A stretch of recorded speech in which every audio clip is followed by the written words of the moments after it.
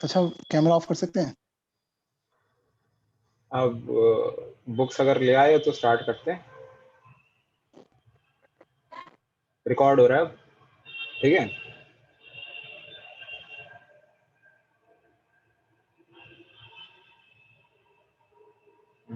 तो एक एक काम करते हैं सबसे पहले कि यहाँ पे अपना अनुग्रह भी बैठा हुआ है, तो इसकी रिवीजन के लिए एक बार थोड़ा सा ओवरऑल व्यू कर लेते हैं कि हमने क्या क्या पढ़ा था अभी।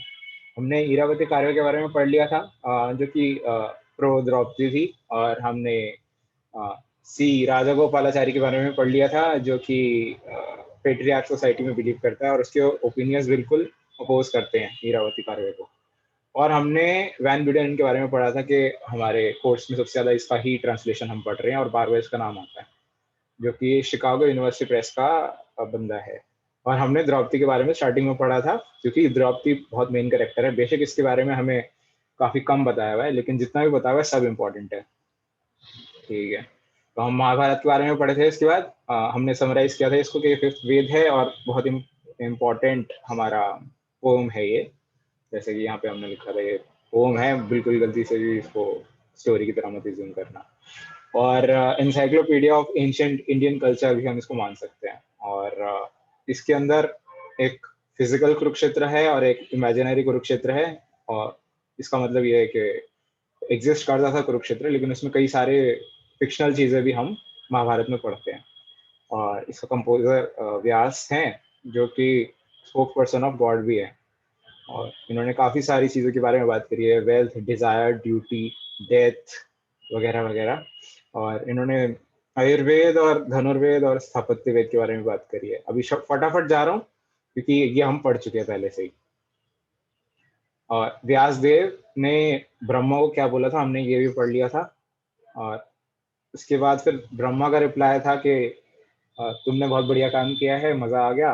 और इस एपिक, तुमने इसको एपिक बोला तो इसको एपिक के नाम से ही जाना जाएगा, और तुमसे अच्छा और कोई पोएट पैदा नहीं होएगा जो कि इस इतना बढ़िया काम कर सके। और हमने पढ़ा था कि महाभारत का निर्माण कैसे हुआ था। तो इसमें हमने पढ़ा था कि व्यास ने सबसे पहले जय नाम का एक लिखा था, अपना ग्रंथ लिखा था, जो कि 8000 स्टैंजर्स का था। और अब उसने अपने बेटे वैशंपायन को ये दिया था, तो वैशंपायन ने इसका फिर भारत बनाया था, जो कि 24,000 स्टैंजर्स से है बना हुआ है। और भारत में एक्स्ट्रा चीजें क्या इंक्लूड हुई थी, लेजेंडरी स्टोरीज और ट्रीटीज। और उसने ग्लोरीफाई किया था जन्मेजय के एंसेस्टर्स को। और जन्मेजय की हमने लिनिएज पढ़ ली थी कि एक कौरव है, कुरुवंश का एक बच्चा है ये, पड़पोता अर्जुन का। और हमने पढ़ा था कि इसको भरत संहिता के नाम से भी जाना जाता है। हमने ये भी पढ़ा था कि रेसेंशन क्या होती है, वो होता है एक revised new version of text, ठीक है। तो हमने पढ़ा था एक और चीज की है कि जय लिखा था व्यासदेव ने, उसके बाद उसका भारत बनाया था वैशंपायन ने, और फिर उससे महाभारत बना था, जो कि रोमहर्षण ने उग्रश्रवा को सुनाया था। महाभारत को बुक ऑफ बुक्स भी बोला जाता है। और इसकी वास्टनेस का प्रमाण हमारे पास है। इसकी वास्टनेस को जस्टिफाई करता है इसके मेनी नरेटर्स जो कि पोएम के हैं।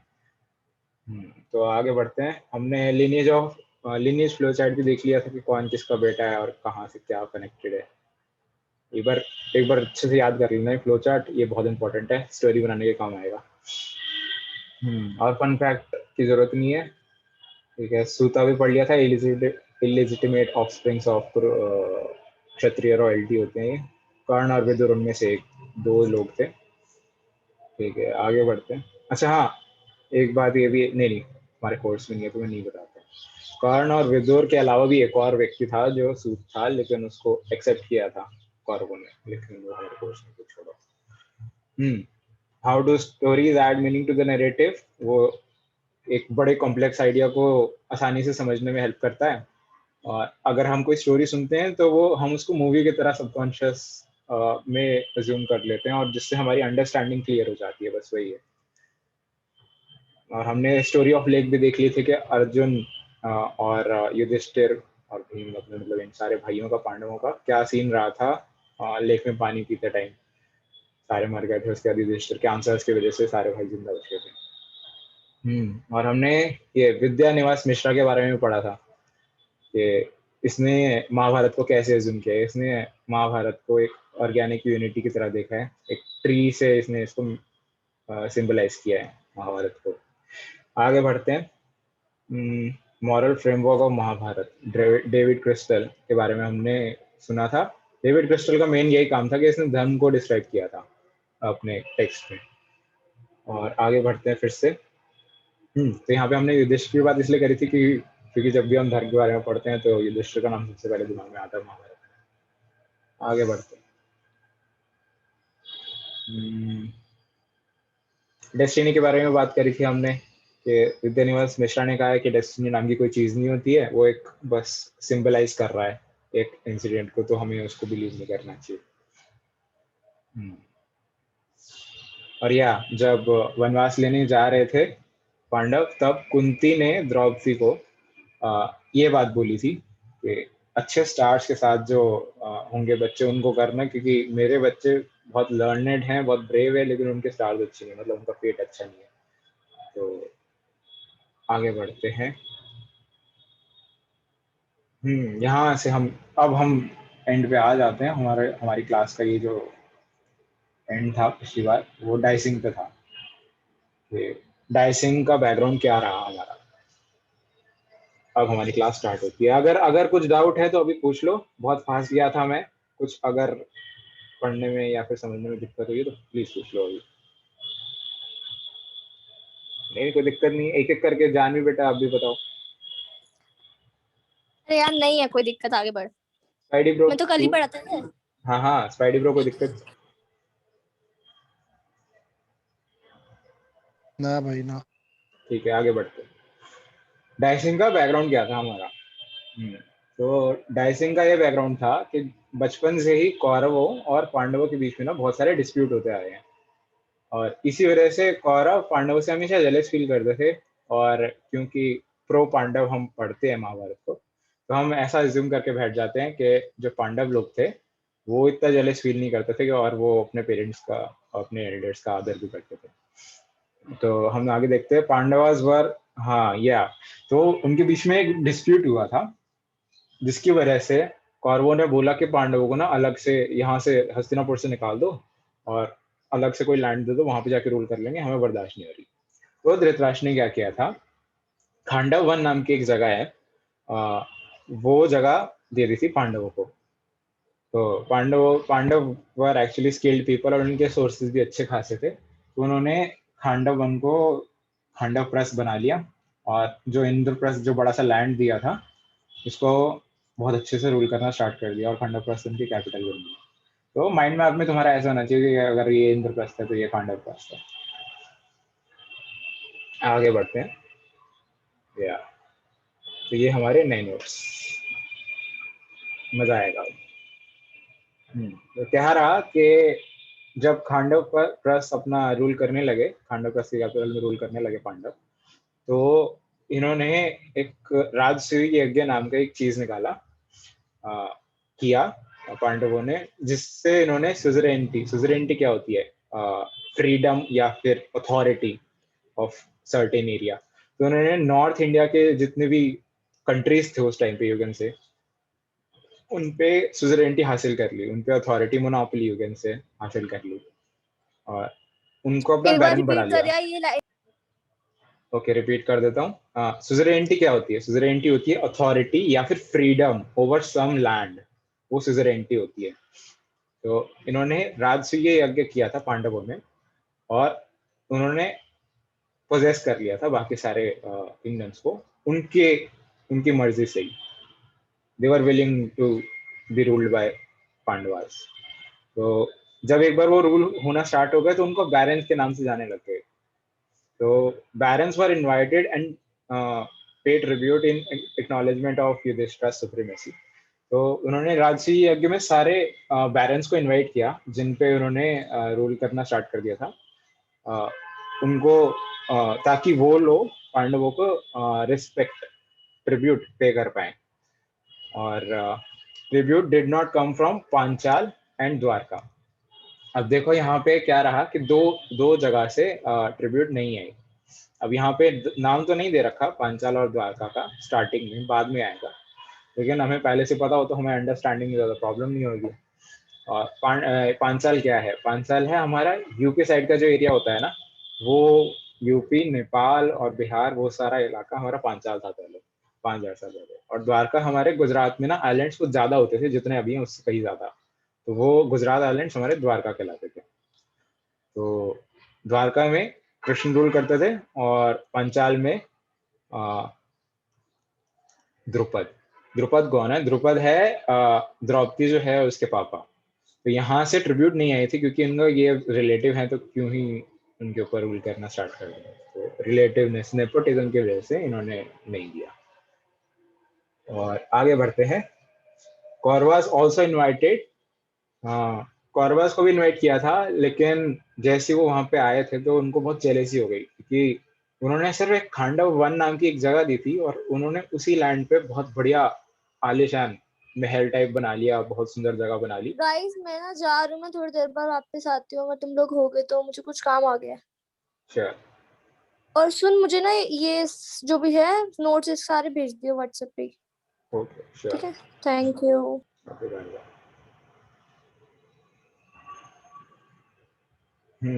अब हम अपने भाई लोग कंटिन्यू करते हैं। अच्छा, ये वीडियो ना यूट्यूब पे डालेंगे, ठीक है? तो ये रिकॉर्ड हो रहा है अभी। जस्ट ना मुझे लग रहा था कि हम सब ऐसे, बस एक लड़की हमारे साथ है कोई बात नहीं, लेकिन तभी वो गायब हो गई। ठीक है, आगे कंटिन्यू करते हैं। ये यूट्यूब पे जाएगा तो कोई ऑफेंसिव बात नहीं करेंगे हम। हाँ, आगे बढ़ते हैं। हाँ, तो उनकी ना बहुत अच्छे से जेलस फील करने लगे, उनकी सुलग गई कौरवों की कि इतना ज्यादा वेल्दी कैसे हो गया, हमने तो इनको फॉरेस्ट दिया था, इन्होंने इसका इतना बढ़िया माल बना लिया और इतना ज्यादा पॉपुलर भी हो गए। तो उन उसकी स्टोरी क्या है? खांडव रस में जो उन्होंने महल बनाया था ना, वो एक मैं नाम के दानव से बनवाया था। अब मैं दानव तो हम हिंदी में समझते हैं, हम उसको बोलेंगे डीमन आर्किटेक्ट मैं। एक्चुअली ये माया नहीं है, मैं है। एनीवेज, आगे बढ़ते हैं।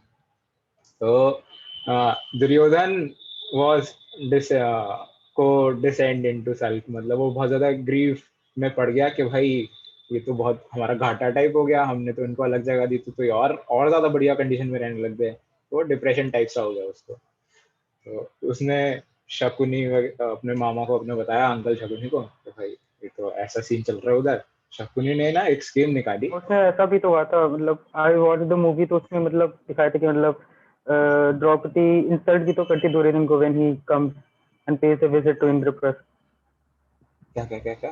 Can you repeat? द्रौपदी मतलब इंसल्ट भी तो करती है दुर्योधन को व्हेन ही कम्स या एंड पेज अ या विजिट। Yes yes yes. वो क्या सीन रहा था कि कांच और पानी में ना डिफरेंस उसको समझ नहीं आ रहा था पूरे महल में, जो उस महल में रहता है सिर्फ उसको ही पता है। तो वो पानी में गिर गया था, तो उसने द्रौपदी ने दुर्योधन को अंधे का बेटा बोल के अंधा बोला था। तो उसको बहुत हर्ट हो गई थी ये बात। तो उसने रिवेंज टाइप का लेने का सोच लिया था, लेकिन ये हमारे अभी कोर्स में है नहीं। तो एनीवेज, आगे कंटिन्यू करते हैं। Thanks paddy for the thumbs up.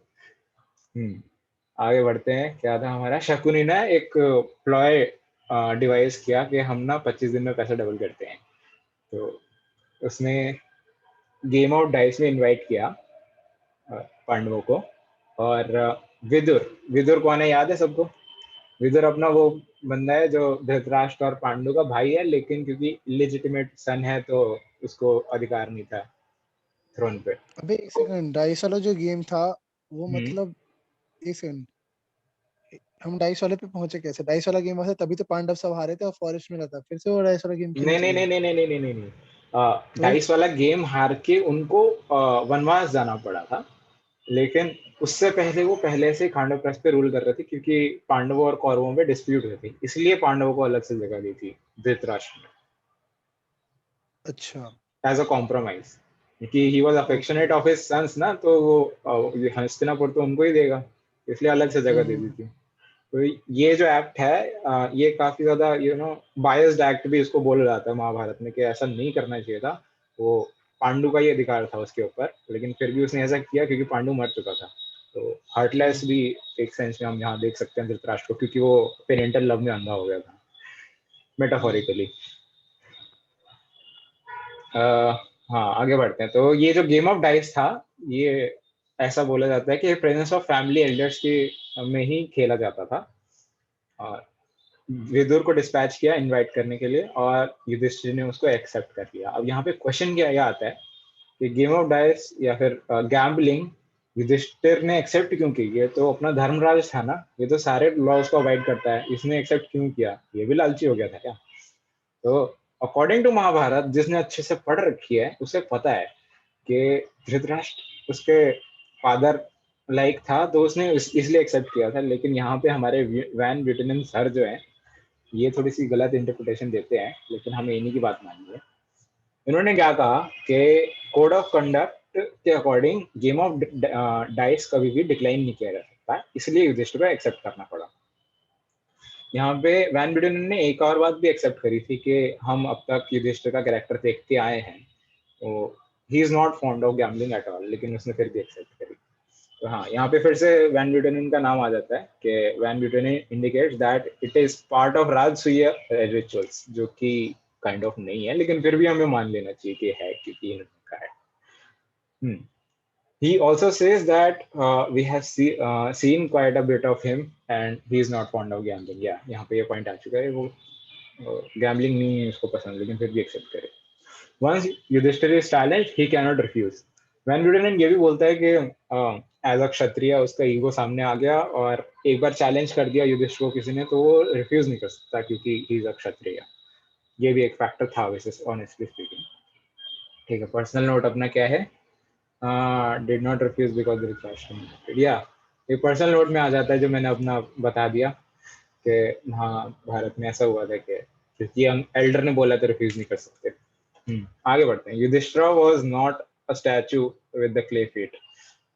हाँ, तो ये जो है ना मुहावरा, ये याद कर लेना, ये बहुत काम आएगा। अगर ये लिख दिया तो मेरे को लगता है पेपर में नंबर पूरे इस आंसर में, तो at least. Statue with the clay feet मुहावरे का मतलब होता है फ्लॉड कैरेक्टर। मतलब अगर कोई स्टैचू बिगड़ जाता है तो उसको क्ले से रिपेयर करते हैं ना, तो उसी सेंस में ये फ्लॉड कैरेक्टर के नाम से ऐसे बोला है कि Yudhishthira was not a flawed character but he still accepted because of a sudden tragic flaw. Again, अगर आधी नॉलेज हो तो गलत इंटरप्रिटेशन हो जाता है, सडन ट्रेजिक फ्लॉ। लेकिन एनीवेज हम बिलीव कर रहे हैं कि सडन ट्रेजिक फ्लॉ ही था। इंपॉर्टेंट है ये पॉइंट। मेरा पर्सनल नोट पढ़ के हंसी आ जाएगी। दैट्स वाई ध्यान से पढ़ना चाहिए। वैन ब्यूटेनन गलत अज्यूम करके बैठ गया, lol. Yeah. Anyways, Van Buchanan says that an epic is a series of precisely stated problems imprecisely. कि जो एकदम जनरल हमारी वर्ल्ड की प्रॉब्लम्स हैं उनको इम्प्रेसाइजली ऐसे डाल दिया जाता है ताकि उनका जो रेजोल्यूशन है वो सीधा एंड में जाके निकले। तो ये होता है हमारा एपिक। उसने एपिक को जज किया है यहाँ पे। और ये भी इम्पोर्टेंट पॉइंट है, अगर वैन ब्यूटेनन के बारे में आता है तो यहाँ पे लिख देना। And now I'm starting to hate that guy in the process. लेकिन anyways, I have to accept it. आगे बढ़। After an epical losing streak, obliged to stake his brethren, himself and Draupadi, obliged it seems by the rules of the game. उसने बोला है कि ऐसा लगता है, ऐसा एक्चुअली ऐसा था कि ऐसा लगता है कि रूल्स ऑफ द गेम की वजह से उसको सबको स्टेक करना पड़ा। क्यों करना पड़ा? क्योंकि एक्चुअली इस गेम के रूल्स यहाँ पे जितना हम कंटेंट पढ़ते हैं एक्सप्लेन पूरी तरह नहीं है, लेकिन जितना है वो हमारे सामने ये है कि इसको 2 पार्टीज खेल सकती हैं और कोई और हमारे लिए डाइस रोल कर सकता है। जैसे दुर्योधन के लिए शकुनी ने रोल करी डाइस, और दुर्योधन क्योंकि यहाँ पे खेल रहा है अपनी तरफ से, तो वो ही स्टेक पे करेगा। और इस गेम के 20 राउंड्स होते हैं। ये सबसे इंपॉर्टेंट पार्ट है कि 20 राउंड से पहले ये गेम स्टॉप हो ही नहीं सकता। और जो पहला स्टेक होता है वो सेम स्टेक के साथ सब लोग बिगिन करते हैं, और जैसे जैसे लूजर हारता रहता है तो वो अपने स्टेक में वैल्यू बढ़ाता रहता है, और जो विनर रहता है वो सेम रहता है, उसको अपना स्टेक बढ़ाने की जरूरत नहीं पड़ती। ये हमारे गेम की क्लॉज हैं। तो in the first 10 place Yudhishthira ने अपनी सारी कीमती पोजीशन लूज कर दी, और जिस धृतराष्ट्र यहाँ पे मैंने एक वर्ड मिस कर दिया, running out of time, 10 minutes है मेरे पास, आगे फिर से कंटिन्यू करेंगे, एक बार बंद हो जाए तो मैं फिर से लिंक भेज दूंगा। तो तो विदुर नाम का जो कैरेक्टर था ना, वो प्रो पांडव था, उसको पता लगता था कि कितना अन्याय हो रहा पांडवों के साथ। तो विदुर ने ना धृतराष्ट्र को ये बोला कि अभी की अभी गेम बंद कर दो, और धृतराष्ट्र ने जब इग्नोर कर दिया तो उसने दुर्योधन को विलीफाई किया। विलीफाई मतलब होता है खरी खरी सुनाना, गाली नहीं लेकिन खरी खरी सुनाना, खरी खरी सुनाना बुरा बुरा वाला बोल। तो फॉर पेस्टिंग, हाँ, या जब धृतराष्ट्र को विदुर बोल रहा था कि स्टॉप कर दो गेम, तो दुर्योधन बीच में इंटरप्ट करके बोल रहा कि ऐसे कैसे स्टॉप हो जाए, ये तो अपनी मर्जी से आया ना।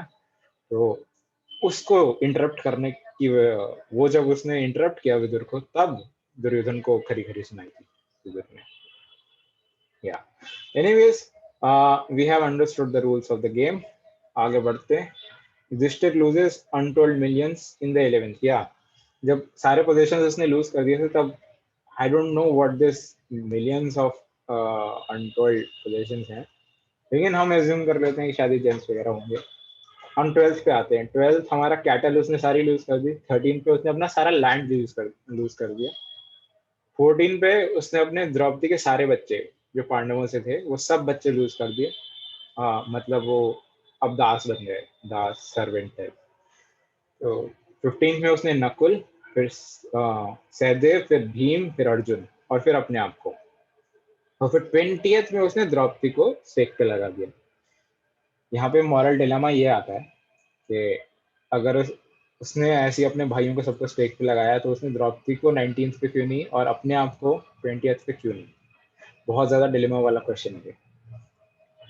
ठीक है, तो आगे बढ़ते हैं। जब जब उसने स्टेक पे लगा दिया और द्रौपदी को हार गया, तो द्रौपदी को घसीट के लाया गया उसी के साथ। हाँ, तो इस डिलेमा वाले क्वेश्चन का आंसर क्या है? हाँ बताओ, क्वेश्चन क्या है? दैट डिलेमा वाला क्वेश्चन का आंसर क्या है? उसने 20th में क्यों रखा? Like what was he thinking exactly? Yes, वो आगे आएगा, वो आगे आएगा। अभी वो डिलेमा में कंफ्यूज रहो, थोड़ी देर मजा आएगा। तो जब उस द्रौपदी को ना जब हार गए पांडव, तो उसको घसीट के लेके आए सभा में। और एट दैट टाइम यहाँ पे वैसे नेसेसरी नहीं, बट शी वाज मेंस्ट्रुएटिंग। तो ऐसा माना जाता है हिंदू सोसाइटी में कि जब कोई औरत मेंस्ट्रुएट कर रही हो, तो she is not suppose to come to elders. पुराने टाइम में ऐसा माना जाता था, और उसको हमेशा रेस्ट करते रहना चाहिए, क्योंकि ये टाइम में वीकनेस आ जाती है बहुत ज्यादा। तो उस टाइम पे उसको घसीट के लेके आया गया, और उसको उसका ऑलमोस्ट मॉलेस्ट किया गया उसको। तो तब उसने ये बोला पूरी सभा को कि अगर युधिष्ठिर ने मुझे स्टेक पे लगा दिया है और मुझे हार गया है, तो उसका क्या अधिकार बनता है? नहीं, एक सेकंड। युधिष्ठिर अगर अपने आप को 19th स्टेक में हार चुका है, तो उसका क्या अधिकार बनता है कि वो उसको स्टेक पे लगाए?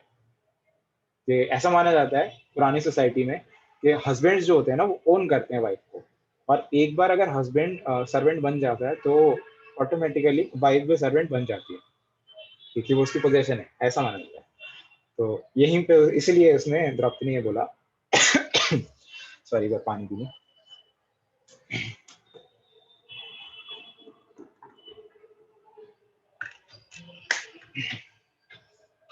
कि अगर युधिष्ठिर अपने हमको हार गया, तो उसने अलग से मेरे को स्टेक पे कैसे लगा दिया? सही, एकदम वैलिड क्वेश्चन है। वही डिलेमा वाली बात हो गई, हम जो ऊपर डिलेमा की बात कर रहे थे। तो उसने आगे बोला कि he lost his freedom and as a slave of Kauravas no longer owned her to stake। अब यहाँ पे ये बात थोड़ी कंट्रोवर्शियल है कि एक बार अगर हस्बैंड बन जाता तो स्लेव तो वाइफ भी बन जाती है, लेकिन यहाँ पे एक फैक्टर ये भी था कि वो युधिष्ठिर की वाइफ होने के साथ साथ हस्तिनापुर की पटरानी, मतलब टू बी क्राउन प्रिंसेस भी थी। फिर से रिपीट कर रहा है, तेरी आवाज बीच में मतलब कट गई थी। ओके। तो वो युधिष्ठिर की वाइफ होने के साथ साथ हस्तिनापुर की क्राउन प्रिंसेस भी थी, जो कि एट लास्ट क्वीन बन जाती। तो एक बार जब युधिष्ठिर हार गया, तो ही हैड नो राइट कि वो हस्तिनापुर की पटरानी को स्टेक पे लगा दे। यहाँ पे ये भी डिलेमा आता है। तो एनीवेज वो टोटली रॉन्ग मूव था दोनों तरह से, अगर वो उसको 20th स्टेक में अगर वो लगाता है। युधिष्ठिर। आगे बढ़ते हैं। फिर Dhritarashtra rules that the last play was indecisive and the play as a whole had been neither lost nor win. क्योंकि द्रौपदी ने ये बात डिलेमा वाली बात कर दी कि दोनों तरफ से 20 अर्थ में मेरे को स्टेक करना टोटली गलत था, वो क्योंकि आउट ऑफ कंसिडरेशन अब तक ये उसने होने दिया, लेकिन अब थोड़ी गिल्ट आ गई उसके अंदर, तो उसने ये रूल आउट कर दिया कि नहीं, ये पूरा गेम वेस्ट था, अभी इसको पूरा बंद करो और जितना भी पांडवाज हारे थे अब सब ले जाओ, और वो स्लेव भी नहीं है। लेकिन फिर दुर्योधन ने बीच में इंटरप्ट किया कि भाई अभी तो गेम पूरा ही नहीं हुआ, 20th स्टेक तो बचा हुआ है, अगर तुम डिलेमा वापस कर दिया तो फिर से खेलो। तब जाके जब धृतराष्ट्र ने सारा अपना किंगडम विंगडम सब दे दिया था युधिष्ठिर को, तो धृतराष्ट्र फिर से बोला कि 20th स्टेक एक बार फिर से खेल लो out of parental love Duryodhana के लिए। और अब यहाँ पे बात ये आती है कि वो स्टेक 20th स्टेक खेला ही क्यों युधिष्ठिर ने। अब पता ही लग गया कि इतना ज्यादा उनके साथ होने वाला है एक्सप्लॉयटेशन, तो अब फिर से खेलेंगे तो उनके साथ तो गड़बड़ हो जाएगी ना गंदी वाली। उन्होंने फिर भी खेला। तो इसका रीजन ये है कि ये जो अपना धृतराष्ट्र था उसने उसको किंगडम दान में दिया था हारने के बाद, तो अब वो किंगडम उसका नहीं है, वो उसके ऊपर दया है। तो आउट ऑफ दया अगर युधिष्ठिर एक्सेप्ट कर लेता तो वो और बाद में चला जाता तो उसके लिए ऐसे क्यों है वाली बात हो जाती, तो इसलिए उसने एक्सेप्ट कर लिया 20th। और 20th स्टेक में क्या उन्होंने लगाया, उन्होंने अपने दोनों के एम्पायर लगा दिए आउट। उसने सबसे पहले दुर्योधन ने परमिशन ली धृतराष्ट्र से कि मैं हस्तिनापुर लगा लूं, उसने दे दी परमिशन, हाँ लगा दो। और युधिष्ठिर ने इंद्रप्रस्थ लगाया स्टेक में। अब ये जो स्टेक पे था ये पैसे के लिए नहीं लगाया था दुर्योधन ने, ये अब ईगो सामने आ गई थी, अब आइडेंटिटी की बात हो गई थी, अब जो हारेगा उसकी आइडेंटिटी खराब हो जाएगी। आगे बढ़ते, तो युधिष्ठिर हार गया और 20th stake Duryodhana stake Hastinapur with his father's consent. It was a stake with an instant play of identity. Identity की बात आ गई थी, अब जो हारेगा उसकी आइडेंटिटी खत्म। तो Yudhishthira under ritual obligation according to van Buitenen, obviously उसको भी यही डिलेमा में जी रहा है कि वो रिचुअल है ऑब्लिगेशन वाली, तो वो उसने एक्सेप्ट कर लिया। और Yudhishthira was given 12 year exile in forest followed by 1 year of living in the open without being discovered। 12 साल का वनवास फॉरेस्ट में जिएगा और 1 साल तक ओपन में जिएगा, तो सिटीज के बीच में, लेकिन उसको डिस्कवर नहीं होना चाहिए। तो अब उनको ये मिल गया। अगर दुर्योधन हारता तो उसको ये सब करना पड़ता इक्वल स्टेक्स से। ठीक है, आगे बढ़ते हैं। तो ये जो दासी का कंसेप्ट है थोड़ा कंफ्यूजन हो सकता है कुछ लोगों के लिए हो, तो यहाँ पे हमारे टेक्स्ट में बात आती है कि अथर्ववेद के अकॉर्डिंग दास या फिर दासी है क्या। इसका मतलब होता है एलियन डोमेस्टिक हेल्प। ऐसा वैन ब्यूटेन अकॉर्डिंग है कि जब आर्यन लोग हमारे आए थे यहाँ पे नॉर्थ इंडिया में, तो जहाँ यहाँ के जो रीजनल लोग थे जो कि थोड़े डार्क थे कॉम्प्लेक्शन में, थोड़े वीक थे, उन्होंने उनको डोमेस्टिक हेल्प के तौर पे दास के तौर पे रख लिया था। इसलिए इनके अकॉर्डिंग वैसे नहीं है अथर्ववेद में ऐसा कुछ, लेकिन अगर ये मानते हो तो हम मान लेते हैं। तो एलियन डोमेस्टिक हेल्प के अकॉर्डिंग के आधार पर दास दासी होती है। आगे बढ़ते हैं। जो एन्स्लेव्ड वुमेन है, in addition to domestic help they can also be asked for sexual services. जो हेल्पर्स है हमारे, उस टाइम पे ऐसा था कि उनको अगर सेक्सुअल सर्विसेज के लिए अगर आस्क करो तो वो मना नहीं कर सकते। That was actually bad, really bad. तो हाँ, यहाँ पे आगे बढ़ते हैं। जो दास और दासी हैं वो डिनोट करते हैं, अब यहाँ पे आ जाते हैं, ये था अथर्ववेद में लेकिन अब था। दास दासी denotes to the human being under the complete control of master. और हाउ टू, यहाँ पे क्या है, हाँ या स्लेव कैसे बनते हैं, यहाँ पे how to become a slave वो भी वो दिया हुआ है। enslaved as a result of a bet, या तो बेट में कोई हार जाए तो स्लेव बनता था, वही, या फिर गैम्बलिंग में। एग्जाम्पल है द्रौपदी अपनी, पांडव भी है लेकिन द्रौपदी दिया है टेक्स्ट में से, क्योंकि हमें उससे सिंपैथाइज करना है। आगे बढ़ते हैं।